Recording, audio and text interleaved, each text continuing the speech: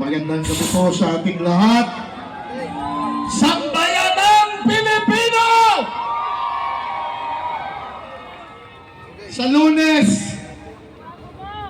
Mayo 12, araw ng paghuhusga.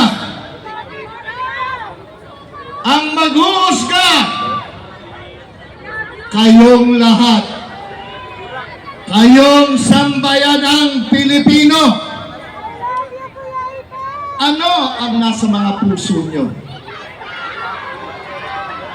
Ano ang nasa isip nyo? Ako, alam ko na hindi kayo matatakot at magpapatakot doon sa kabila. Duterte kayo o hindi? Duterte kayo o hindi? Mahal nyo ba si Tatay Digong? Mahal nyo ba si Bibi Inday? Totoo ba yan? Kahit anong mangyari, hindi tayo magpapabili. Pag binagyan kayo, tanggapin nyo. Pampamilya din yan. Pero ang kinabukasan ng mga kabataang nakita nyo kanina, nakita nyo kasama ni Senator Robin Hood Padilla. Nakita nyo kung sino ang mga nangangailangan ng magandang kinabukasan. Salamat po. Sino ang kailangan nyo? Ang mga mambubulol o ang Duterte 10? Isigaw niya! Hindi ko marinig ang likuran! Isigaw niya! Isigaw nyo ba yan? Bayaan yung marinig nila! Dahil alam ko, alam namin lahat, nangangatog na sila. Nangangatog sila dahil alam nilang kasinungalingan nila.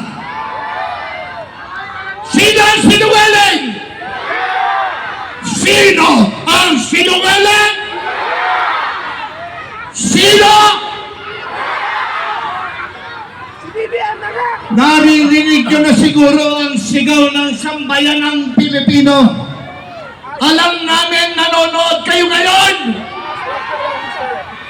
Ramdam na ramdam nyo ang hinagpis ng mga Pilipino.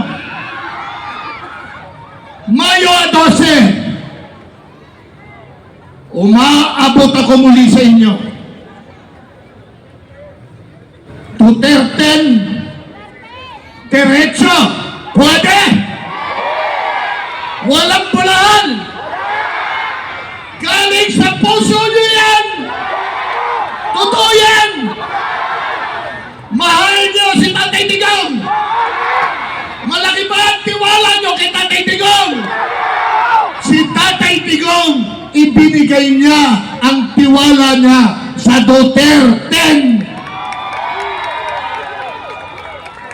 Ibinigay niya ang tiwala niya dahil alam niya, ipagpapatuloy namin lahat ang kanyang laban na naiwanan.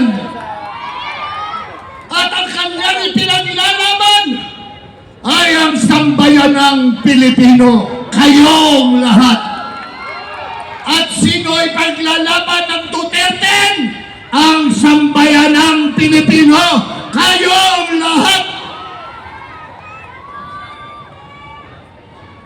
May isang tanong ako sa inyo. Kung ayaw mo sagot, pag mo na ulitin. Mahal din kita. Tutulungan niyo ba si Jenny Baldok?